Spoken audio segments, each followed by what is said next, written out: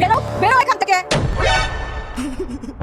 একটার পর একটা একটার পর একটা। আরে শোনো। চুপ, আর একটাও কথা বলবে না, তাহলে কিন্তু থালা দিয়ে মেরে কালা করে দেবো। যাও বাজারে যাও। কি হয়েছে গো বৌমা? কি আবার হবে? আপনার গুণধর ছেলে আমাকে বাড়ির কাজের লোক ভেবেছে। কি হয়েছে সেটা তো বলবা।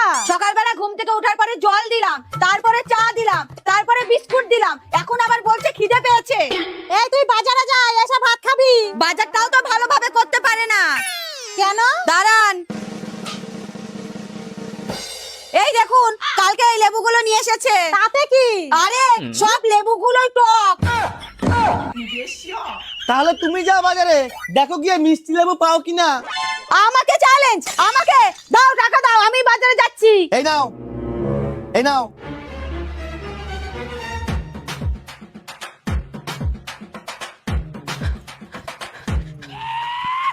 ও দাদা, ও দাদা, দাঁড়ান দাঁড়ান দাঁড়ান।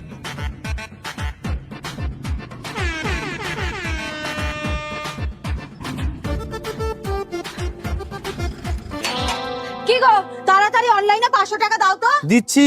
জানো রাস্তায় কত লোককে বললাম, কেউ দিল না। তুমি 200 করে দুবার দাও। কেন? উফ, দাও না বলছি। এবার আর 100 দাও। এইভাবে নিলা কেন? আরে আমার 500 টাকা খুচরো দরকার ছিল।